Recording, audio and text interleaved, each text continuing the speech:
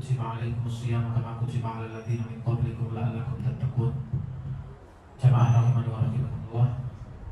Senantiasa terus kita berdoa agar hati kita terus dikuatkan oleh Allah Subhanahu wa taala hingga memperoleh kesempurnaan bulan Ramadan. Karena kalau kita bertanya, kemudian kita membangunkan orang-orang yang 2 meter di bawah tanah, atau 2 meter di bawah tanah, kita tanya mereka, apa yang mereka inginkan apabila dibangkitkan kembali? Mereka tidak meminta kecuali ingin 1 hari Ramadan saja, tapi 1 Ramadannya itu diterima. Ya, maka semestinya kita yang masih bisa menghirup udara segar, masih bisa merasakan AC-nya Mushola Al-Ansor, masih bisa mendengarkan ceramah dan sholat bersama di masjid yang mulia ini, tentunya kita semestinya tidak menyia-nyiakan kesempatan yang telah diberikan oleh Allah Subhanahu wa taala. Jamaah rahmani wa rahmatullah.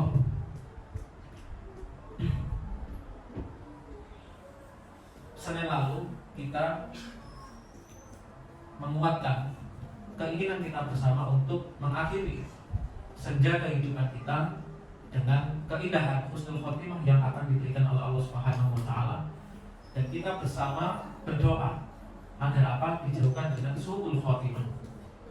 Namun kemudian kita bertanya-tanya, apa yang mestinya kita lakukan untuk menghindari yang namanya husnul khotimah? Kalau kita cari Al-Quran dan As-Sunnah Al-Hadisnya, doa-doa yang berkaitan dengan memohon husnul khotimah dan dijauhkan dengan su'ul khotimah itu ada sekitar belasan doa. Ya. Ada yang doanya panjang dari Nabi SAW, ada yang sedang. Kemudian yang paling gampang ya yang saya sampaikan kemarin.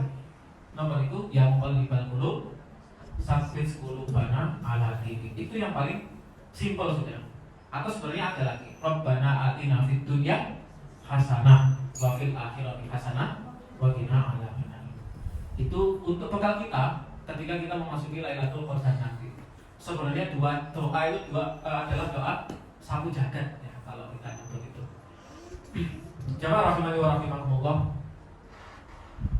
Saya mulai pembicaraan malam hari ini dengan kisah Fudal bin Iyad.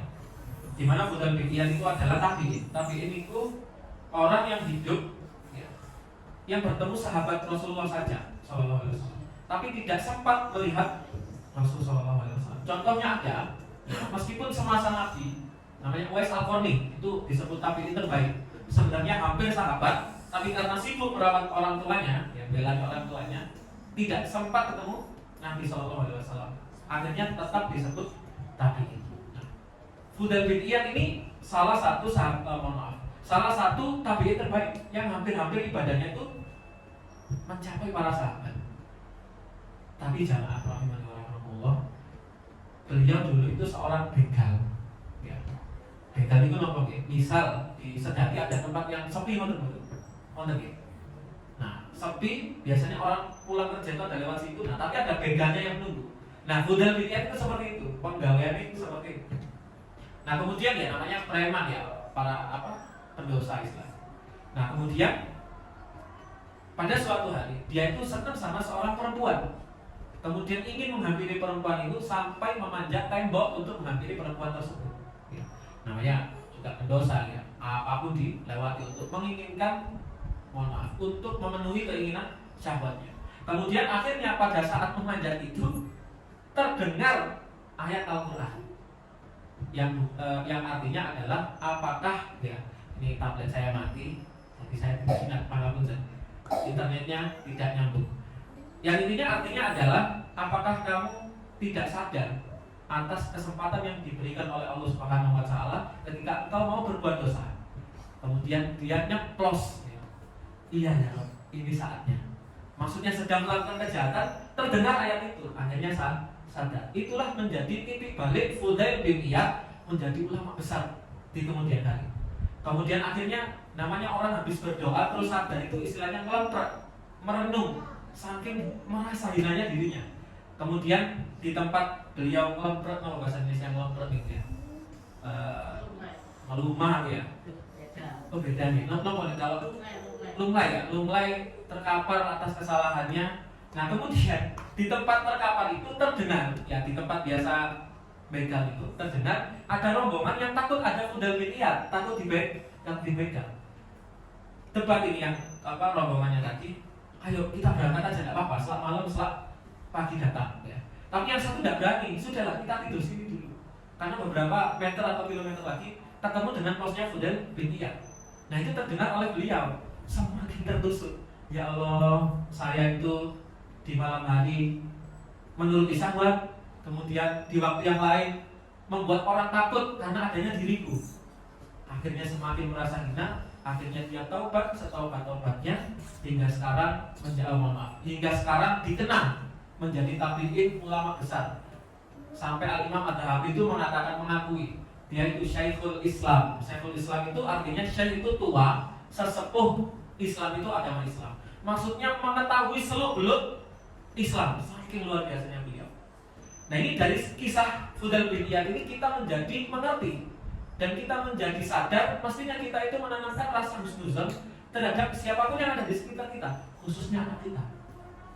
Seburuk apapun anak kita, senakal apapun anak kita, ya, selama, mohon maaf, sebelum separah siapa Fudal bin Iyad itu masih punya kesempatan masa depan yang begitu cerah. Kita tanamkan di hati kita. Loh, namun anak kita belum separah Fudal bin Iyad, kita sudah nyerah, gimana? Sedangkan ampunan Allah itu teramat luas. Dan begitu bejatnya Fudal bin Iyad ini naik derajatnya, diangkat oleh Allah Subhanahu wa Ta'ala setinggi-tingginya.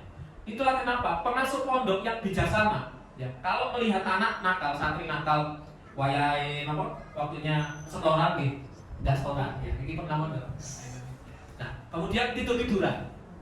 Biasanya kalau guru awam, niku sudah menjelekkan, sudah susah sama murid ini. Biasanya pengasuh yang sangat bijaksana, hatinya lembut. Jangan begitu sama anak. Kita nggak akan tahu. Bisa jadi dia masih kekanak-kanakan sekarang. Loh, bisa jadi besok kedudukannya jauh lebih mulia daripada kita. Itu representasi bahwa keilmuannya sangat tinggi. Mengerti bahwa rahmat Allah itu sangat luas. Nah kemudian Fudal bin Iyad ini, ya, banyak pengakuannya, saking alimnya. Kemudian beliau tuh pernah mengatakan kepada seorang kakek. Dan percakapan ini diabadikan di 3 kitab, ya. Lataiful Ma'arif, Jamilul Ulum wal Hikam. Yang ketiga itu Hiwayatul Aulia. Nah, kemudian percakapan ini singkatnya adalah ada kakek ditanya, "Kek, kamu itu umur berapa, Kek? Panjenengan umur berapa?" Kakek ini jawab 60 tahun. Ada di sini 60 tahun? Sinten 60 tahun? 60 lebih? Ini katakanlah tipis-tipis ya. 60 tahun. Kemudian Fudal bin Iyad sangat bijaksana mengatakan, berarti kamu itu telah 60 tahun berjalan menuju Allah. Karena sesungguhnya umur itu perjalanan rihlah menuju Allah Subhanahu wa Ta'ala. Kemudian singkatnya, apakah kamu perjalanan 60 tahunmu itu sudah cukup bekalnya menemui Allah Subhanahu wa Ta'ala? Karena mohon maaf, kita tidak ada yang tahu umur kita berapa. Sebagaimana kalau kita naik bis, kadang-kadang mungkin prediksinya itu 1-2 jam, tapi bisa jadi sampai tujuan lebih cepat. Nah, pertanyaannya kita sudah siap atau tidak? Jamaah rahimani wa rahimakumullah.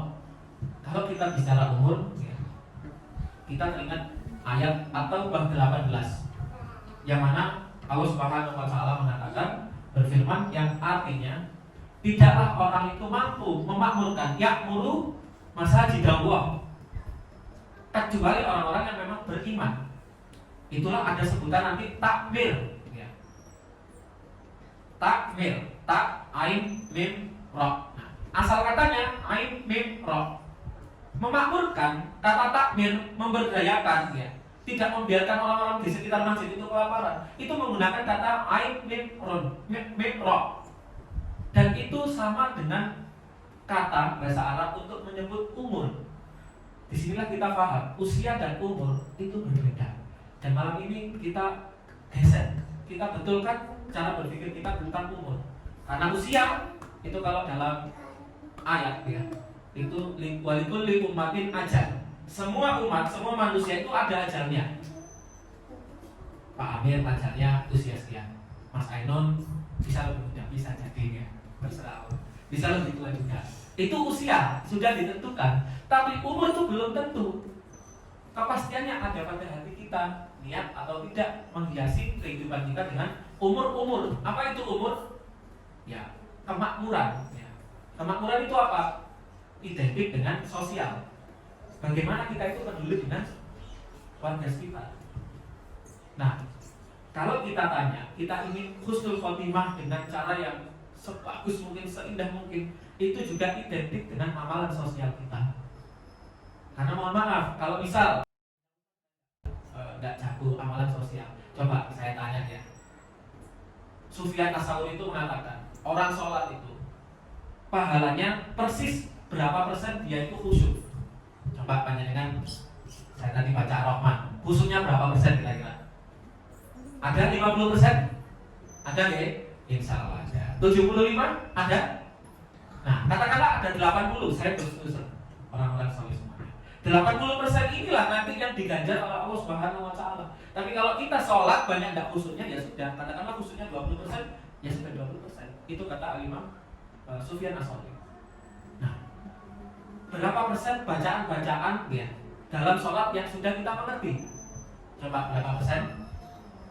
Kalau Bu Yunian mungkin rajin mengaji ya, jadi insya Allah 100% Pak Hamid, Masya Allah ya.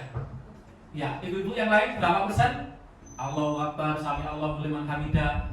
Kenapa sih tiap pergerakan itu harus ada Allahu Akbar? Salah satu jawabannya adalah karena seringkali kalau kita dalam sholat itu mengingat hal-hal yang remeh, kita diingatkan terus Allahu Akbar. Perkara yang kami ingat dalam sholat itu tidak penting, Allah yang lebih besar. Ruku ya, lalai lagi mikir yang lain sampai Allah liman hamidah. Lalai lagi Allahu Akbar sehingga otak kita terfokus pada sholat tersebut. Itu masih beberapa nilai khusyukan sholat kita. Selama puluhan tahun kita hidup, berapa persen kita khusyuk? Kalau panjenengan sholatnya bagus, sholat malamnya rutin, gimana tuh amalan vertikal, hablum minallah. Tapi kalau memang kita paham, mengetahui keterbatasan diri kita tidak berbakat untuk urusan hablum minallah, maka kita tutup dengan hablum minannas. Jamaah rahimani wa rahimakumullah. Karena kenapa? Seringkali Rasulullah kalau ditanya itu, ya Rasulullah, apa sih amalan yang terbaik itu? Memang beliau seringkali mengatakan sholat tepat waktu. Beliau beberapa kali bicara jihad fisabilillah. Tapi ada juga beliau menyatakan ahabul amal itu apa? Amalan terbaik itu apa? Dukhulus surur fi qulubil muslimin. Memasukkan kebahagiaan di hati orang Islam, itu amalan terbaik. Ya. Dukhulus surur, memasukkan kebahagiaan. Jadi kemarin hari Ahad subuh kalau ada namanya pasar bahagia, itu sesuai hadis Rasulullah SAW. Dan itu bisa jadi proyek terbaik di mata Allah Subhanahu wa taala. Pasar tepat itu pasar bahagia. Kalau pasar Arab surur, surur, pasar bahagia. Namun tidak usah diganti, tetap pasar bahagia saja, biar orang-orang paham. Nah, selain itu, ya, memberi orang yang lapar. Kemudian kalau boleh menceritakan, dulu itu ada orang sahabat tidak diketahui namanya. Kemudian galau, ya, entah istrinya ngomel atau ada masalah di pekerjaan. Curhat ke Rasulullah SAW, ya Rasulullah, saya itu galau, sampai hati saya itu terasa keras, jauh dari kebahagiaan. Padahal kita hidup hanya untuk bahagia, simple. Kemudian apa yang dikatakan Rasulullah? Bukan sholat malam, bukan puasa Senin Kamis, ya. Tapi apa kata beliau? Cari orang fakir, beri makan. Kedua, cari anak yatim, elus kepalanya. Maksudnya bukan cari anak yatim dielus kepalanya, maksudnya itu disedekahi. Seakan-akan kita menghibur dia. Ya. Ntar, saya ingin mengamalkan di sini. Dicoba anak yatim dielus ini. Tidak begitu, maksudnya itu disayang dengan cara diberi hadiah seperti itu. Nah, yang terakhir ahabul amal, ya. Rasulullah itu pernah mengatakan, saya itu lebih senang dalam satu hari saya memperingat atau membantu masalah saudara sesama muslim, itu lebih aku cintai, hadisnya sahih, daripada aku iktikaf di Masjid Nabawi selama 1 bulan. Panjenengan bayangkan, begitu dahsyatnya amalan sosial.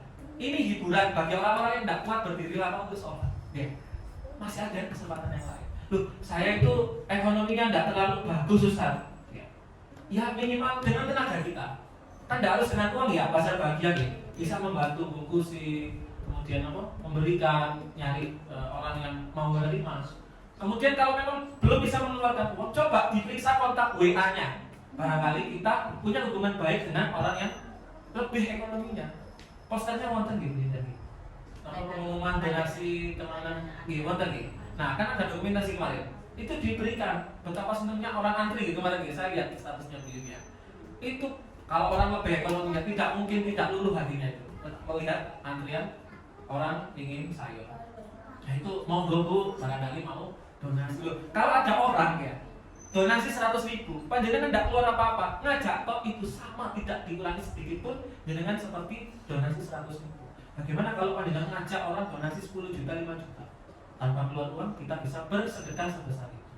Itulah kemudahan dari Allah Subhanahu Wa Taala. Jadi amalan sosial itu tidak bisa diremehkan, dan seringkali Rasul lebih suka amalan sosial. Jadi pertanyaannya, bagaimana kita menghiasi umur kita khususnya di masa senja ini? Tentu kalau tidak bisa hablum minallah, maka kita kuatkan hablum minannas. Jamaah rahimani wa rahimakumullah, semoga bermanfaat khususnya untuk saya pribadi yang paling membutuhkan nasihat barusan ya. Dan alhamdulillah kalau bermanfaat untuk panjenengan. Saya akhiri tausiah malam hari ini. Kita lanjut untuk qiyam Ramadan, nasrun minallah wa fathun qarib. Wassalamualaikum warahmatullahi wabarakatuh.